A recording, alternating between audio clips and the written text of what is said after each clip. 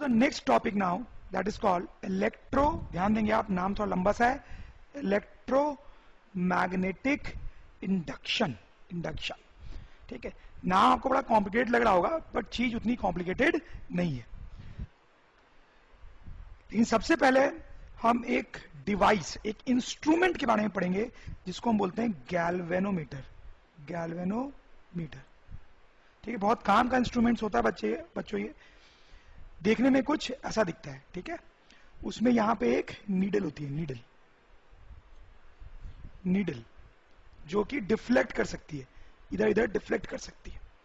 Okay, तो ये galvanometer करता क्या है, जैसा देखें ये गैल्वेनोमीटर है।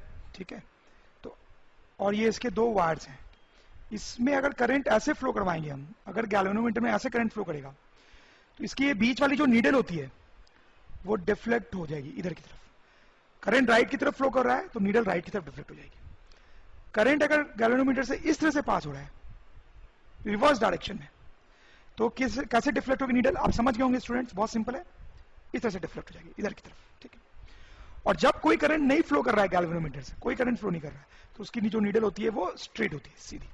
ठीक, तो अगर करंट इधर फ्लो करता है तो करंट की तरफ नीडल डिफ्लेक्ट हो जाती है, करंट इधर फ्लो कर रहा है तो इस डायरेक्शन में डिफ्लेक्ट हो जाती है, और करंट नहीं फ्लो कर रहा है तो डिफ्लेक्ट नहीं होती है। तो क्या करता है गैल्वेनोमीटर, आप समझ गए होंगे। गैल्वेनोमीटर की नीडल को देख के हम ये बता सकते हैं कि करंट फ्लो कर रहा है या नहीं कर रहा है। राइट, गैल्वेनोमीटर की नीडल को देख के बता सकते हैं कि करंट फ्लो कर रहा है या नहीं, और अगर फ्लो कर रहा है तो किस डायरेक्शन। सही बात है ना। तो galvanometer tells if current is flowing और नॉट। ठीक है, if flowing then it tells the direction. Okay students, तो अब हम देखेंगे इलेक्ट्रोमैग्नेटिक इंडक्शन क्या है। उसके लिए हम एक एक्सपेरिमेंट करेंगे स्टूडेंट्स, एक एक्टिविटी करेंगे। उस एक्सपेरिमेंट का सेटअप कुछ ऐसा है कि आपने एक कंडक्टिंग वायर लिया, उसको सोलेनॉइड के फॉर्म में घुमा दिया ऐसे। ठीक है, तो उसको कॉइल भी बोलते हैं, बुक्स में आपको ऐसा टर्म लिखा हुआ मिलेगा। फिर उसके जो दो एंड्स हैं, एक ये एंड और एक ये एंड, उसके बीच में हमने गैल्वेनोमीटर कनेक्ट कर दिया स्टूडेंट्स। ठीक है, साथ ही हमारे पास एक बार मैग्नेट भी है, उसके दो पोल से नॉर्थ और साउथ जैसे होते हैं। ठीक है, सब कुछ रेस्ट पे रखा हुआ है। ठीक है, ओके, तो अब ये बताओ स्टूडेंट्स कि ये जो गैल्वेनोमीटर है उसका जो नीडल होगा वो किस तरीके से होना चाहिए, किधर डिफ्लेक्टेड होना चाहिए या फिर डिफ्लेक्टेड नहीं होना चाहिए, क्या लगता है आपको। तो हम आप सोच पा रहे होंगे उसका जो नीडल होगा वो स्ट्रेट होगा, उसमें कोई डिफ्लेक्शन नहीं होगा, क्योंकि ऑब्वियसली कोई बैटरी वगैरह नहीं है यहाँ पे, तो कोई करंट फ्लो नहीं करना चाहिए। ठीक है, ओके, तो ये तो हमारा सेटअप हो गया। अब हम इसमें कई सारी एक्टिविटीज करेंगे अपने एक्सपेरिमेंट। ठीक है, तो सबसे पहला काम क्या करते हैं हम कि ये जो मैग्नेट है उसके नॉर्थ पोल को, मतलब इस पूरे मैग्नेट को ही हम इधर की तरफ मूव कराते हैं। ठीक, तो जब आप ऐसा करोगे ना, जब आप उसको इधर ला रहे होगे तो वेरी इंटरेस्टिंगली आप देखोगे ये जो नीडल है वो डिफ्लेक्ट हो जाएगी इस तरीके से, इस तरह से डिफ्लेक्ट हो जाएगी। वेरी इंटरेस्टिंग, आप इसको इधर ला रहे हो इसका, तो आप देखोगे कि नीडल डिफ्लेक्ट हो गई। तो नीडल डिफ्लेक्ट हो गई, इसका क्या मतलब है, गैल्वेनोमीटर कब डिफ्लेक्ट होता है, जब उसमें करंट फ्लो करता है, यानी कि अब यहां पे करंट फ्लो कर रहा है जबकि पहले नहीं कर रहा था। और किस डायरेक्शन में कर रहा है वो भी हम बता सकते हैं, इस डायरेक्शन में करंट फ्लो कर रहा है। ठीक है, यही करंट कॉइल में भी जा रहा होगा। ठीक है, तो वेरी इंटरेस्टिंगली जब हम नॉर्थ पोल को पास लेके आ रहे हैं कॉइल के, तो उसमें करंट फ्लो करता है। तो लिख लेते हैं हम इसको, if magnet moves current flows in coil. सही है, ओके। अब हम एक दूसरा स्टेप करते हैं। अब हम क्या करेंगे दूसरे स्टेप में, ये जो मैग्नेट जिसको हम आगे ला रहे थे अब रोक देंगे, तो मैग्नेट इज एट रेस्ट। ठीक है, हम इसको रेस्ट पे ला देंगे, रोक देंगे, अब इसको मूव नहीं करा रहे हैं, रेस्ट पे। अब आप क्या देखोगे, आप देखोगे ये जो नीडल डिफ्लेक्ट हुई थी वो अब जो है वो सीधी हो जाएगी। ठीक है, तो अब इसका क्या मतलब है कि अब इसमें कोई भी करंट फ्लो नहीं कर रहा है। ठीक है, इसको भी लिख लेंगे हम, इफ मैग्नेट एट रेस्ट, अगर मैग्नेट रेस्ट पे था तो करंट इज 0।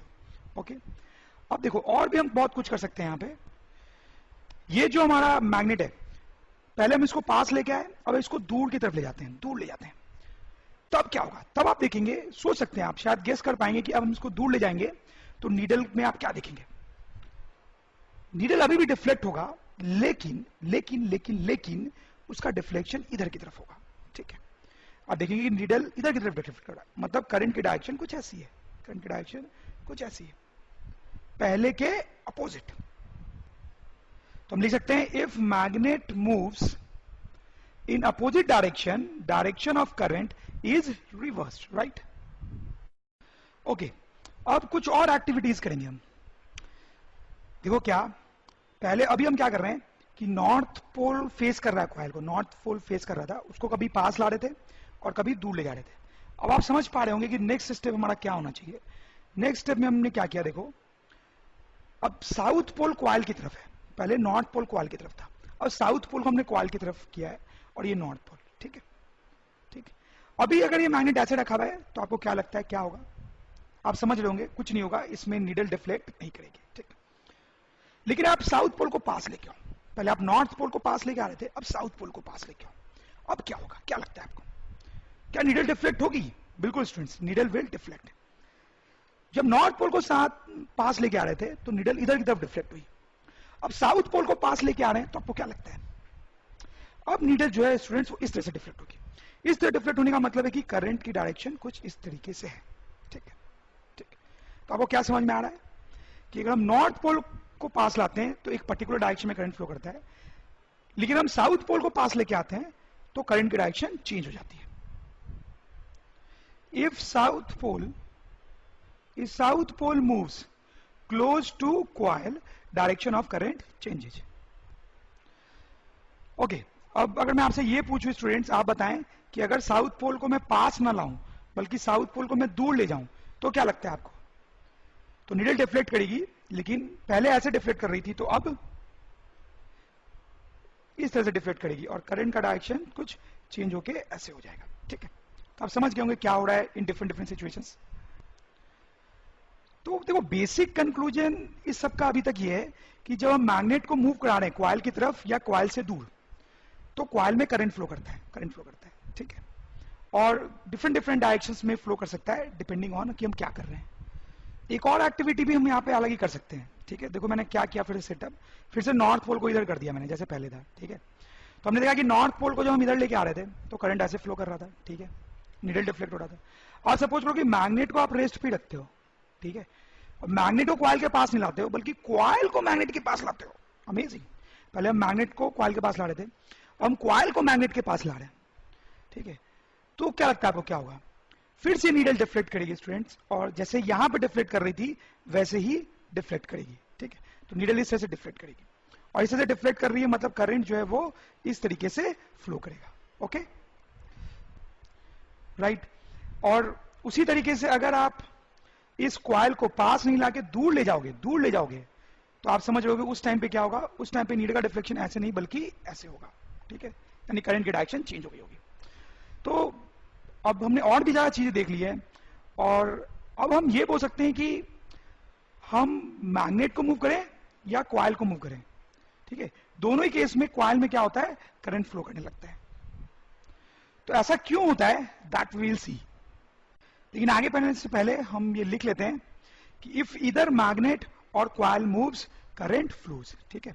और एक टर्म भी मैं आपको बताना चाहूंगा, बहुत इंपॉर्टेंट तो नहीं है, कि इन सब केसेस में जो करंट फ्लो कर रहा था उसको बोलते हैं इंड्यूस्ड करंट, ठीक है, उसको एक स्पेशल नाम दिया गया है that is called induced current. Okay, अब रीजन देखते हैं कि क्यों करंट फ्लो कर रहा था। तो आप देखें ये जो मैग्नेट है हमारे पास, ठीक है, और ये जो कॉइल है, ठीक है, दोनों रखे हुए हैं अभी। तो ये जो बार मैग्नेट है उसकी मैग्नेटिक फील्ड लाइंस होंगी कुछ इस तरीके से, पहले पढ़ा है हमने बहुत पहले, तो उसकी कुछ ऐसे मैग्नेटिक फील्ड लाइंस होगी, ओके। अब कॉइल जिस रीजन में रखा हुआ है, जिस रीजन में ये कॉइल रखा हुआ है उस रीजन में मैग्नेटिक फील्ड लाइंस है, ठीक है, मैग्नेटिक फील्ड लाइंस है, यानी मैग्नेटिक फील्ड भी है। कॉइल जिस रीजन में है वहां पे मैग्नेटिक फील्ड लाइंस है और मैग्नेटिक फील्ड भी है, ठीक है। अब देखो हमने क्या किया, जैसे हमने मैग्नेट को पास लाया, हम मैग्नेट को पास लेके आ रहे हैं, मूव करा रहे हैं पास की तरफ, ठीक है। तो जब हम इसको पास ले आएंगे थोड़ा, तो आप देखें अब ये जो कॉइल का रीजन है, क्या आपको लगता है कि कॉइल वाले रीजन को अगर हम देखें तो इस कॉइल वाले रीजन पे मैग्नेटिक फील्ड लाइन चेंज हुई है? हुई है। पहले ये कॉइल का रीजन था, आप इस रीजन के अंदर मैग्नेटिक फील्ड लाइंस पे गौर करें, और अब ये कॉइल का रीजन है, ठीक है, अब इस रीजन के अंदर मैग्नेटिक फील्ड लाइंस पे गौर करें। तो देयर इज अ चेंज, ठीक है। कॉइल के रीजन में मैग्नेटिक फील्ड लाइंस चेंज हुई हैं, मतलब मैग्नेटिक फील्ड चेंज हुआ है। Magnetic field changed in region of coil, ठीक है। तो जब ऐसा होता है कि कॉइल के रीजन में मैग्नेटिक फील्ड चेंज हो रही होती है, जब कॉइल के रीजन में मैग्नेटिक फील्ड चेंज हो रही होती है तो कॉइल में करंट फ्लो करता है, कॉइल में करंट फ्लो करता है। We can write if magnetic field changes, if magnetic field changes in region of coil, if magnetic field changes in region of coil, current, in fact induced current flows in the coil, ठीक है। और ये जो phenomena है, ये जो phenomena है इसको हम बोलते हैं इलेक्ट्रोमैग्नेटिक इंडक्शन, ठीक है, इलेक्ट्रोमैग्नेटिक इंडक्शन। तो इलेक्ट्रोमैग्नेटिक इंडक्शन क्या होता है दोस्तों? इलेक्ट्रोमैग्नेटिक इंडक्शन क्या होता है?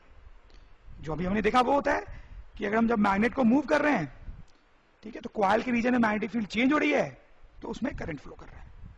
डिफिनेशन लिख सकते हैं हम चाहे तो, flow of induced current in a coil when magnetic field in the region of coil, magnetic field in the region of coil changes is called electromagnetic induction. Flow of induced current in a coil when magnetic field changes is called electromagnetic induction. Okay, तो magnet को पास लाने पे क्या हुआ, आप समझ गए। अब अगर हम मैग्नेट को दूर ले जाते हैं तो भी करंट फ्लो करता है, उसका भी रीजन आप समझ ही रहे होंगे। आप इस रीजन पे कंसंट्रेट करें, इस रीजन पे। कौन सा रीजन है ये? कॉइल वाला रीजन। और आप देखें कि इस रीजन में फील्ड चेंज हो रही है नहीं हो रही, ठीक है। इस रीजन में देखो, कॉइल को मैं दूर ले जाता हूं तो क्या उस रीजन में फील्ड लाइंस चेंज हो रही है? क्या उस रीजन में फील्ड लाइंस चेंज हो रही है? हो रही, ठीक है। अगर मैं कॉइल को पास लाता हूं तो भी फील्ड लाइंस चेंज हो रही है, अंदर फील्ड लाइंस चेंज हो रही है, देखें चेंज हो रही है, ठीक है। तो कॉइल को मैं दूर ले जाऊं या पास ले जाऊं, दोनों ही केस में कॉइल के अंदर फील्ड लाइंस जो है वो चेंज होती है, तो उसमें करंट फ्लो करता है, ठीक है।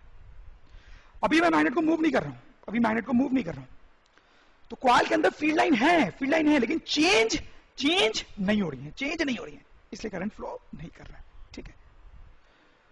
वही चीज कॉइल को मूव करने पे भी होती है, बिल्कुल। देखो फिर से आप कॉइल वाले रीजन पे कंसंट्रेट करना, मैं कॉइल को मूव करा के आपको दिखाता हूं। कॉइल को मैं पास ले जा रहा हूं, तो कॉइल के वाले रीजन में क्या मैग्नेटिक फील्ड लाइन चेंज हो रही है? देखो कॉइल को मैं पास ले जा रहा हूं तो कॉइल वाले रीजन में मैग्नेटिक फील्ड लाइन चेंज हो रही है, देखिए आप ध्यान से देखें, और पास लगे चेंज हुई ना पहले से। देखो दूर ले जाता हूं, चेंज हो रही है कॉइल वाले रीजन में, मैग्नेटिक फील्ड लाइंस हो रही है, ठीक है। तो जब कॉइल को भी मूव कराते हैं तो कॉइल वाले रीजन में फील्ड लाइंस चेंज होती है, तो कॉइल में करंट फ्लो करता है। ओके डियर स्टूडेंट्स, काफी कुछ हमने सीखा। अब हम एक और सिचुएशन स्टडी करेंगे इलेक्ट्रोमैग्नेटिक इंडक्शन से ही रिलेटेड, ठीक है। उसी से रिलेटेड एक और सिचुएशन डिस्कस करेंगे, या आप समझ लो एक क्वेश्चन डिस्कस करेंगे, ठीक है। तो अभी मेरे पास दो कॉइल्स हैं अगल बगल रखे हुए। एक कॉइल तो पहले जैसा ही आप देखें, उसमें गैल्वेनोमीटर कनेक्टेड है और जो कि अभी डिफ्लेक्टेड नहीं है, उसकी नीडल भी बीचों बीच है। एक और कॉइल है यहाँ पे, एक और कॉइल, ठीक है, उसमें एक बैटरी कनेक्टेड है, लेकिन स्विच जो है, ये स्विच का सिंबल होता है, हमने पढ़ा था किस चैप्टर में, इलेक्ट्रिसिटी, करंट इलेक्ट्रिसिटी। तो ये स्विच जो है वो अभी ऑफ है, ऑफ, ठीक है। तो इसमें अभी कोई करंट फ्लो नहीं कर रहा है, ठीक है, कोई करंट फ्लो नहीं करेगा क्योंकि स्विच ऑफ है, ओके। अब हम क्या करते हैं कि ये जो स्विच था उसको ऑन कर दिया, स्विच को ऑन करने से क्या होगा स्टूडेंट्स? अब ये जो कॉइल है उसमें कुछ करंट फ्लो करेगा इस तरीके से, कोई डाउट नहीं है इसमें आपको, इसमें करंट फ्लो करेगा, ओके। जब आप ऐसा करोगे ना कि स्विच को ऑन करोगे, बंद कर दिया आपने, स्विच ऑन कर दिया, तो इसमें तो करंट फ्लो करेगा, कोई डाउट नहीं है। लेकिन उस टाइम पे जब आप इस गैल्वेनोमीटर पे अपनी आंखें डालोगे तो आपको बड़ी इंटरेस्टिंग चीज दिखाई देगी। क्या इंटरेस्टिंग चीज दिखाई देगी? यहां पे क्या होगा, ये जो नीडल है स्टूडेंट्स, वो नीडल डिफ्लेक्ट होगा, डिफ्लेक्ट होगा। डिफ्लेक्ट हो रहा है मतलब इस कॉइल में भी करंट फ्लो करने लगा, फ्लो किया, ठीक है। तो ऐसा क्यों हो रहा है? अब इसमें करंट क्यों फ्लो कर रहा है इस कॉइल में? यहां पे तो कोई बार मैग्नेट को हम आगे पीछे नहीं ले जा रहे हैं, फिर इसमें करंट क्यों फ्लो किया? क्या आप सोच सकते हो? बिल्कुल सोच सकते हो। सोचने के लिए जो भी सामग्री चाहिए वो मैं आपको पहले पढ़ा चुका हूं। देखो ये जो सोलेनॉइड है, सोलेनॉइड ही बोलेंगे ना इसको, ये जो सोलेनॉइड है स्टूडेंट्स, इसमें जब करंट फ्लो करने लगता है तो मैंने आपको पढ़ाया था ये मैग्नेट की तरह, बार मैग्नेट की तरह बिहेव करने लगता है। बार मैग्नेट याद आ रहा है आपको कि सोलेनॉइड में जब करंट फ्लो करने लगता है तो बार मैग्नेट की तरफ बिहेव करने लगता है, और बार मैग्नेट की तरह ही इसकी भी मैग्नेटिक फील्ड लाइंस हो जाती हैं। याद है आपको? This is very important. ठीक है, तो ऐसा कुछ हो जाएगा, इसमें करंट फ्लो करवाया हमने तो ये बार मैग्नेट की तरह इसकी भी मैग्नेटिक फील्ड लाइंस कुछ इस तरह से हो जाएंगे। ठीक है, अब आप देखो, जब ये स्विच ऑफ था, ठीक है, तो करंट फ्लो नहीं कर रहा था, करंट फ्लो नहीं कर रहा था, तो इसकी कोई फील्ड लाइंस नहीं थी, इसकी कोई मैग्नेटिक फील्ड लाइंस नहीं थी। ठीक, जैसे स्विच आपने ऑन किया स्टूडेंट्स, क्या होगा, ये बार मैग्नेट जैसा बन गया और इसकी फील्ड लाइंस आ गई। ठीक है, तो उसके कारण इसमें क्यों करंट फ्लो करेगा? सोच पा रहे हैं आप? बिल्कुल सोच पा रहे होंगे। आपको किस रीजन में कंसंट्रेट करना है? इस रीजन में, क्वाइल जहां पर है उस रीजन में कंसंट्रेट करना है। ठीक है, उस रीजन में मैग्नेटिक फील्ड लाइंस चेंज होती हैं तो करंट फ्लो करता है। अब देखें, इस रीजन में पहले कोई मैग्नेटिक फील्ड लाइंस हैं क्या? बिल्कुल नहीं है, नो मैग्नेटिक फील्ड लाइंस। जैसे ही स्विच ऑन किया, बार मैग्नेट, जैसे ही स्विच ऑन किया, इस सोलेनॉइड की फील्ड लाइंस बनी और इस कॉइल के रीजन में आप देखिए फील्ड लाइंस आ गई। पहले नहीं थी फील्ड लाइंस और अब फील्ड लाइंस आ गई, तो चेंज हुआ ना।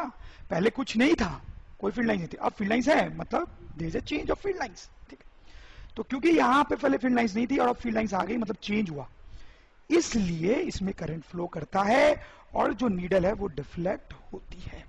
समझ रहे हैं आप मेरी बात? तो बिल्कुल वही फंडा है जो हम पहले देख रहे थे, इलेक्ट्रोमैग्नेटिक इंडक्शन। ओके स्टूडेंट्स, एक और बात, यहां पे ये जो नीडल डिफ्लेक्ट करता है वो मोमेंटरली होता है, मोमेंटरीली डिफ्लेक्शन। मतलब ये जो नीडल डिफ्लेक्ट हुआ वो तो आप समझ गए क्यों हुआ, लेकिन वो सिर्फ एक मोमेंट के लिए डिफ्लेक्ट होता है। मतलब ये नीडल डिफ्लेक्ट होगा, ठीक है, पहले नीडल सीधा था, डिफ्लेक्ट हुआ और फिर तुरंत का तुरंत वापस सीधा हो जाता है। ठीक है, ऐसा क्यों हो रहा है? डिफ्लेक्ट क्यों है ये तो आप समझ गए, लेकिन ये वापस से सीधा क्यों हो गया? मतलब वापस से इसमें करंट फ्लो होना बंद हो जाएगा, क्यों? आप समझ रहे होंगे अगर आप थोड़ा भी दिमाग लगा रहे हैं तो। पहले स्विच ऑफ थी, इस रीजन में कोई फील्ड लाइन नहीं थी, स्विच ऑन किया आपने, इस रीजन में फील्ड लाइंस आई, यानी चेंज हुआ, फील्ड लाइन का चेंज हुआ, तो इसमें करंट फ्लो हुआ। लेकिन अब थोड़ी देर बाद की हम बात करें, थोड़ी देर बाद की बात करें, तो स्विच तो ऑन ही है और काफी देर से ऑन है, स्विच ऑन है और काफी देर से ऑन है, तो ये फील्ड लाइंस तो बहुत देर से ऐसी की ऐसी है ना, ये फील्ड लाइंस ऐसी की ऐसी है बहुत देर से। तो अब इस रीजन में फील्ड लाइंस चेंज नहीं हो रही है, अब इस रीजन में फील्ड लाइंस चेंज नहीं हो रही है लेकिन चेंज नहीं हो रही है, चेंज नहीं हो रही है, इसलिए करंट भी अब फ्लो नहीं कर रहा है, तो नीडल हमारी वापस से नो डिफ्लेक्शन वाले केस में आ जाएगी। तो हमने लिख लिया है कि when switch is turned on current flows for a moment. Okay, अब यहां पे एक लास्ट चीज और हम देखेंगे। अब ये स्विच ऑन है, बहुत देर से ऑन है, अब हम क्या करते हैं, स्विच को ऑफ कर देते हैं, मतलब यहां से यहां जा रहे हैं, स्विच ऑन है और हम उसको ऑफ कर देते हैं। अब स्टूडेंट्स क्या लगता है वो क्या होगा? स्विच ऑन था, अब सडनली ऑफ कर देंगे तो क्या होगा? क्या अब गैल्वेनोमीटर डिफ्लेक्ट करेगा? सोचे, इस रीजन को हम देखेंगे, इस रीजन में मैग्नेटिक फील्ड लाइंस है, पहले जब स्विच ऑन है तो है, जैसे आप ऑफ करोगे इस रीजन में कोई भी फील्ड लाइंस नहीं होंगी, इस रीजन में कोई भी फील्ड लाइंस नहीं होंगी, पहले थी अब नहीं होंगी, मतलब चेंज हुआ तो करंट फ्लो करेगा, तो ये नीडल डिफ्लेक्ट होगा, और शायद आपने गेस कर भी लिया हो कि अब जो नीडल का डिफ्लेक्शन है वो उल्टे डायरेक्शन में होगा, इस तरह से। ठीक है, और वो भी मोमेंटरीली होगा, फॉर अ मोमेंट। ठीक है, तो ये बात हम यहां पे लिख लेंगे। If switch is turned of, अब अगर हम स्विच को टर्न ऑफ कर रहे हैं, current flows for a moment, current एक मोमेंट के लिए फ्लो करता है in opposite direction. Students, can you solve this question? क्या क्वेश्चन है? Two coils A and B, दो क्वाइल्स हैं, जैसे हमारे पास यहां पे दो क्वाइल्स थे, are place close to each other, जैसे कि यहां पे हमने रखा है, if the current in the coil A is changed, ठीक है, चलो इसको कॉइल ए बोल लेते हैं और इसको कॉइल बी, ठीक है, क्या लिखा हुआ है, if the current in the coil A is changed, इस कॉइल में जो करंट है उसको चेंज कर रहे हैं, will some current be induced in the coil B, तो क्या इसमें कुछ करंट फ्लो करेगा? तो क्वेश्चन ये है कि इस कॉइल में पहले से करंट फ्लो कर रहा है, ध्यान देंगे आप थोड़ा, इस कॉइल में पहले से करंट फ्लो कर रहा है, ठीक है, तो इस करंट को मैं चेंज करता हूं, मान लो बढ़ाता हूं, इस करंट को मैं बढ़ाता हूं, ठीक है, तो अगर मैं इस करंट को बढ़ाऊंगा तो क्या इस कॉइल में करंट फ्लो करेगा? सोचें, इसमें करंट कब फ्लो करता है? जब इसमें फील्ड लाइंस चेंज हो, ठीक है, तो देखिए जब इस कॉइल में आप करंट बढ़ा रहे हो ना, करंट बढ़ा रहे हो, तो ये जो कॉइल है इसकी मैग्नेटिक फील्ड लाइंस भी बढ़ जाएंगी, लॉजिकल है, करंट फ्लो कर रहा है तो ही तो इसकी मैग्नेटिक फील्ड लाइंस है, तो करंट अगर ज्यादा होगा तो ज्यादा फील्ड लाइंस होंगी, कुछ इस तरीके से। तो आपको यह सोचना है कि करंट बढ़ने पे फील्ड लाइंस बढ़ गई, तो क्या इस रीजन में मैग्नेटिक फील्ड लाइंस चेंज हुई हैं? देखें, पहले करंट कम था, इस रीजन पे कंसंट्रेट करें, अभी करंट कम है, कम फील्ड लाइंस है, अब करंट ज्यादा है तो इस रीजन में फील्ड लाइंस बढ़ गई हैं, मतलब field lines have changed, field lines का चेंज हुआ है अंदर, मतलब इंड्यूस्ड करंट फ्लो करेगा। तो क्या क्वेश्चन था, will some current be induced in the coil, तो आंसर इज यस, ठीक है, यस। गिव रीजन क्या आप समझ ही गए, उसको आप अपने वर्ड्स में लिख लेंगे।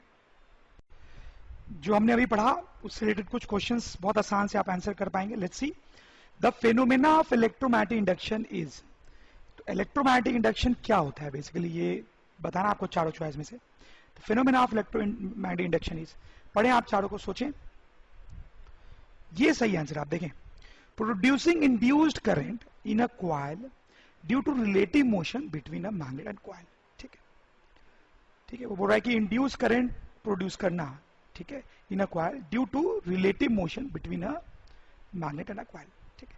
तो इलेक्ट्रोमैग्नेटिक इंडक्शन के दो केसेस देखे हमने, कौन कौन से केस, एक वो जो बार मैग्नेट मूव करता था, और दूसरा केस अभी जो हमने देखा स्विच ऑन और ऑफ वाला, ठीक है, उसमें से एक फिनोमेना यहाँ पे लिस्ट किया गया है, तो इसको हम सही बोल देंगे कि हाँ यही इलेक्ट्रोमैग्नेटिक इंडक्शन है। दूसरा क्वेश्चन क्या है, a coil of induced copper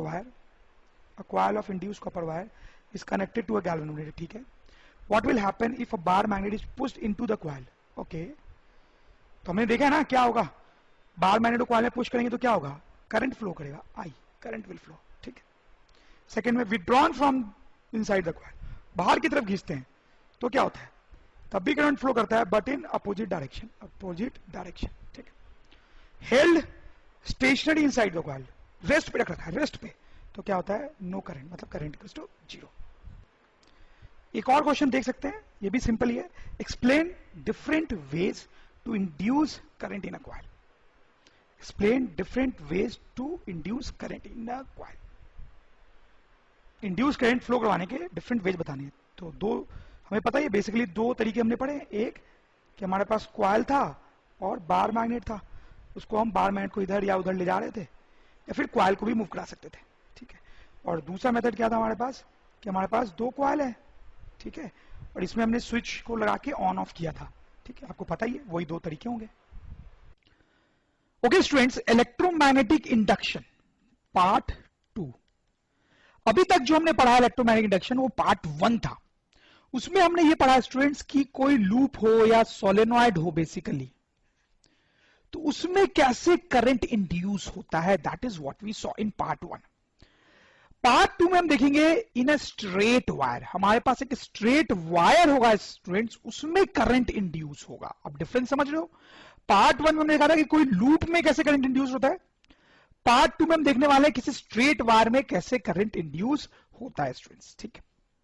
देखो पहले स्टूडेंट्स, काफी पहले इस चैप्टर में हमने ये पढ़ा है कि अगर कोई स्ट्रेट वायर हो और उसमें करंट फ्लो कर रहा हो, स्ट्रेट वायर में करंट फ्लो कर रहा है और वो रखा हुआ है किसी मैग्नेटिक फील्ड में, तो हमने देखा था कि इस वायर पे फोर्स लगता है जिसके कारण ये मूव करता है। Force acts which results in motion. ठीक है, इस पे एक फोर्स लगता है जिसे कारण ये मूव करने लगता है। ओके, अब जो हम देखने वाले हैं वो इसका रिवर्स है। ठीक है, वो रिवर्स है। अब हम ये देखने वाले हैं बेसिकली कि सपोज करो एक वायर है हमारे पास, वो मैग्नेटिक फील्ड में रखा हुआ है, मैग्नेटिक फील्ड में रखा हुआ है। ठीक है, मैग्नेटिक फील्ड, यहां पर भी एक वायर था, उसको मैग्नेटिक फील्ड में रखा हुआ था, यहां पर भी एक वायर है, इसको मैग्नेटिक फील्ड में रखा हुआ था। यहां पर जब हम करंट फ्लो करवा रहे थे इस वायर से, तो इस वायर पे फोर्स लग रहा था और वो मूव करने लगा। ठीक, यहां पर इस वायर को जब हम मूव कराएंगे तो इसमें करंट फ्लो करने लगेगा। आप समझ लो, व्हेन मूव्ड करंट फ्लोज। आप डिफरेंस समझ लो स्टूडेंट्स, यहां पर करंट फ्लो कर रहा था तो ये मूव करने लगा, यहां पर जब इसको मूव कराएंगे मैग्नेटिक फील्ड में तो करंट फ्लो करने लगा। ठीक है, यहां पे पहले करंट था, बाद में मोशन आया, यहां पे पहले मोशन कराएंगे तो करंट फ्लो करने लगेगा। ठीक है, तो ये जो करंट है यहां पर, that will be called induced current, that will be called induced current, induced current. ठीक है, और ये जो फेनोमेना है उसको हम electromagnetic induction in a straight wire बोल सकते हैं। समझ रहे हो मेरी बात? अब यहां पर कई सारी छोटी छोटी बातें हैं समझने के लिए। पहला पॉइंट तो ये है कि ये जो करंट की वैल्यू होगी वो किस चीज पे डिपेंड करेगी, मतलब करंट ज्यादा फ्लो करेगा कम करेगा, वो किस चीज पे डिपेंड करेगा। ठीक है, तो अगर यहां पर ये जो मैग्नेटिक फील्ड है वो ज्यादा होगी तो करंट ज्यादा फ्लो करेगा। ठीक है, मोर मैग्नेटिक फील्ड, मैग्नेटिक फील्ड को एक बार बी सिंबल से रिप्रेजेंट करते हैं, मोर मैग्नेटिक फील्ड तो करंट भी ज्यादा, लेस मैग्नेटिक फील्ड तो करंट भी लेस होगी। ठीक है, दूसरा, इसको हम मूव कराने वाले हैं। ठीक है, तो इसको अगर हम जल्दी जल्दी मूव कराएंगे तो इसमें करंट ज्यादा फ्लो करेगा, इसमें धीरे धीरे मूव कराएंगे इसको तो करंट कम फ्लो करेगा। ठीक है, मोशन अगर हम फास्ट कराएंगे, ठीक है, तो करंट ज्यादा होगा, मोशन अगर हम स्लो कराएंगे तो करंट कम होगा। लॉजिकल है ना यार, हम बोल रहे हैं कि इसको मूव कराने पे करंट फ्लो कर रहा है, तो फास्ट मूव कराएंगे तो ज्यादा करंट, स्लो मूव कराएंगे तो कम करंट। ठीक, फिर तीसरा स्टूडेंट्स जो कि इंपॉर्टेंट पॉइंट है, मैं बोल रहा हूं इसको मूव कराना है, लेकिन ऐसा नहीं है कि आप किसी भी डायरेक्शन में मूव कराओगे तो करंट फ्लो करेगा, नहीं, किसी भी डायरेक्शन में मूव कराओगे तो नहीं करेगा करंट फ्लो। जैसे कि अगर आप इसको इधर की तरफ मूव कराओगे, इधर की तरफ, नो करंट। कैसे लिखूं मैं यहां पे, इसको ले लेता हूं मूवमेंट है, ऐसे अगर मूवमेंट कराओगे नो करंट, नो करंट। ठीक है, मतलब वायर की जो लेंथ है उस लेंथ के लॉन्ग अगर आप इसको आगे पीछे ले जा रहे हो, इस लेंथ के लॉन्ग अगर आगे पीछे ले जा रहे हो तो करंट फ्लो नहीं करेगा, तो करंट फ्लो नहीं करेगा। ठीक है, ठीक है, इसमें था motion along length of wire, wire की जो लेंथ है उसके लॉन्ग अगर मोशन कराओगे तो करंट फ्लो नहीं करेगा स्टूडेंट्स। ठीक है, फिर स्टूडेंट्स आप देखें कि अगर आप इसको इधर की तरफ मूव कराते हो, मैग्नेटिक फील्ड लाइन जिधर है उधर की तरफ या उसके अपोजिट डायरेक्शन में, तो भी करंट फ्लो नहीं करेगा, तो भी करंट फ्लो नहीं करेगा। Motion in line of magnetic field, इधर की तरफ मैग्नेटिक फील्ड है ना, इस लाइन के लॉन्ग, तो इस लाइन के लॉन्ग ऊपर या नीचे आप मूव कराओगे तो करंट फ्लो नहीं करेगा स्टूडेंट्स। ठीक है, तो कब करेगा करंट फ्लो? सी में, अगर इस वायर को पकड़ के आप पेपर से बाहर निकालते हो, इमेजिन करना पड़ेगा स्टूडेंट्स आपको, अगर इस वायर को पकड़ के आप पेपर से बाहर निकालते हो, पेपर से बाहर निकालते हो या पेपर के अंदर घुसाते हो, पेपर से बाहर निकालते हो या पेपर से अंदर घुसाते हो, तो उस केस में करंट फ्लो करेगा। ठीक है, मोशन इन और out of screen.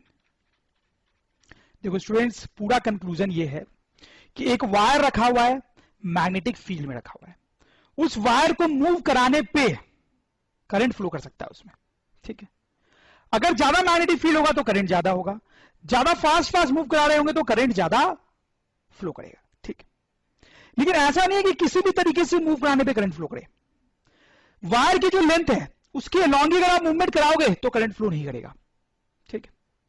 Magnetic field line जिस लाइन के अलॉन्ग है उस लाइन के अलॉन्ग अगर वायर का मूवमेंट कराओगे तो करंट फ्लो नहीं करेगा, और किसी डायरेक्शन में मूवमेंट कराओगे तो करंट फ्लो करेगा।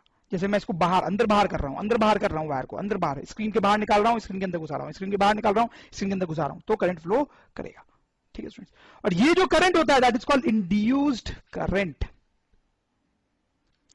जैसे एक छोटा सा क्वेश्चन बताएंगे आप स्टूडेंट्स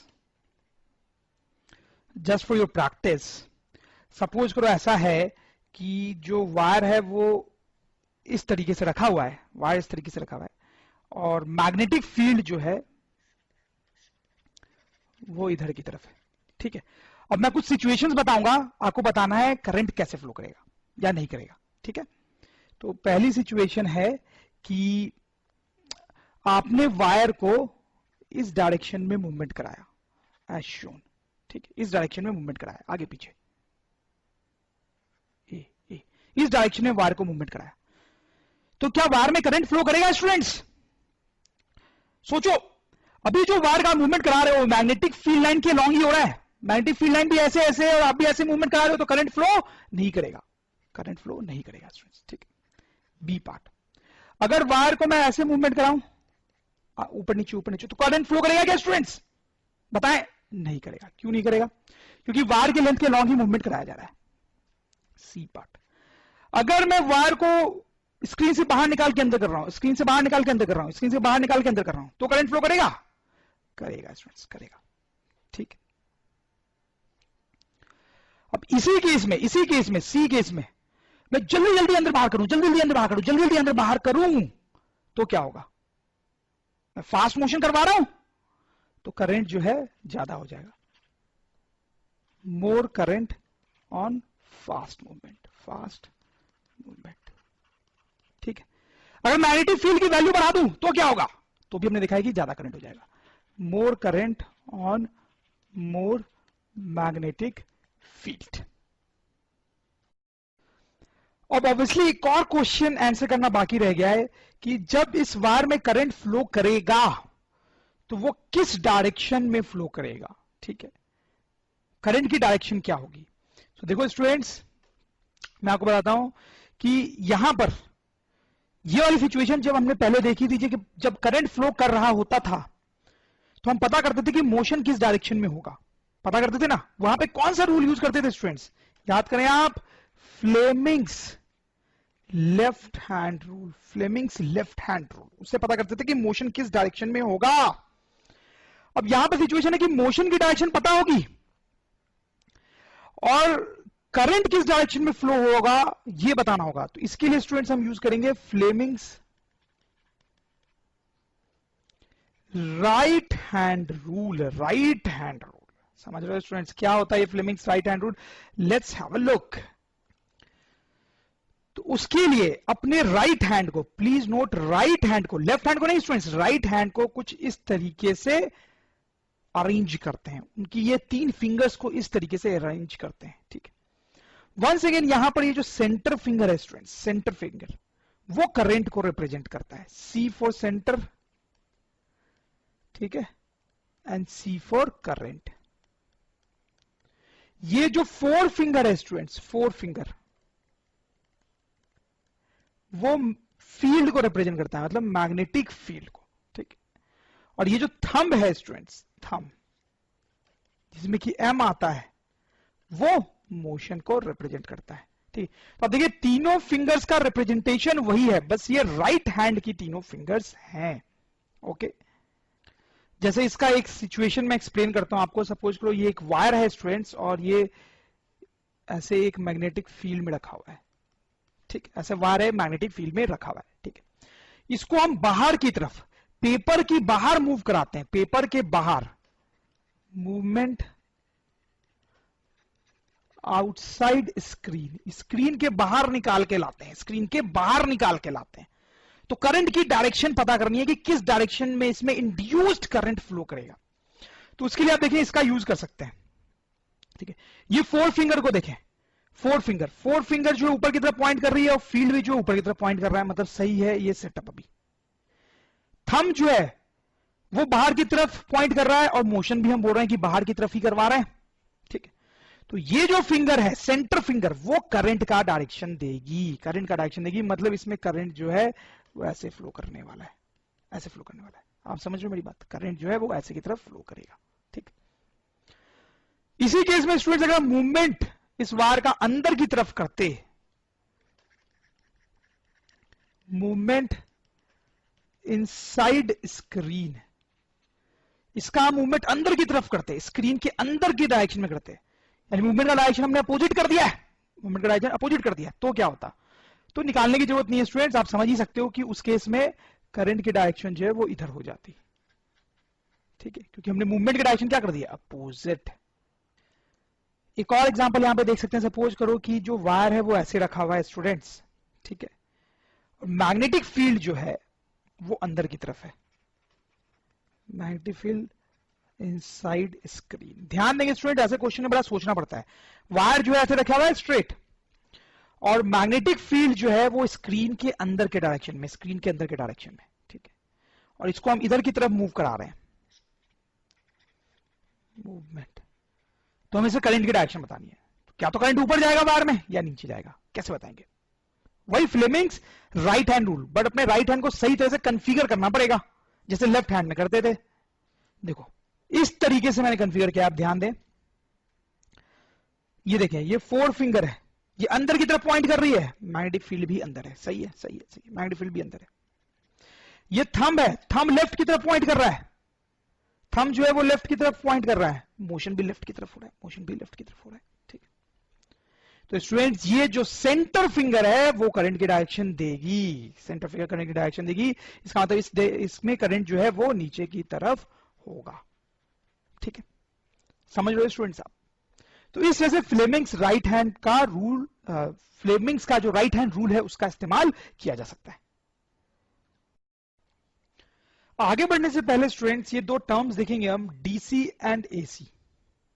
डीसी का फुल फॉर्म होता है स्टूडेंट्स डायरेक्ट करंट, और एसी का फुल फॉर्म होता है स्टूडेंट्स अल्टरनेटिंग करंट, ठीक है।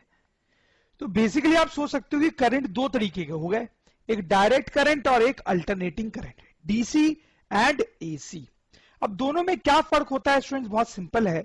सपोज करो कोई वायर है और उसमें इस डायरेक्शन में करंट फ्लो कर रहा है, अगर वो करंट हमेशा इसी डायरेक्शन में फ्लो करता रहे, अगर वो करंट हमेशा इसी डायरेक्शन में फ्लो करता रहे, तो हम बोलेंगे इसको डीसी है, ये डायरेक्ट करंट। लेकिन स्टूडेंट्स अगर हमारे पास कोई वायर है, उसमें कभी करंट इस डायरेक्शन में फ्लो कर रहा है, लेकिन कभी करंट इस डायरेक्शन में फ्लो कर रहा है, फिर कभी करंट इस डायरेक्शन में फ्लो कर रहा है, और फिर कभी करंट इस डायरेक्शन में फ्लो कर रहा है, मतलब करंट की डायरेक्शन चेंज होती जा रही है, तो ऐसे करंट को हम बोलेंगे एसी, अल्टरनेटिंग करंट। तो बहुत सिंपल सी बात है, आप समझ गए होंगे। हम लिख भी सकते हैं, इफ अ करंट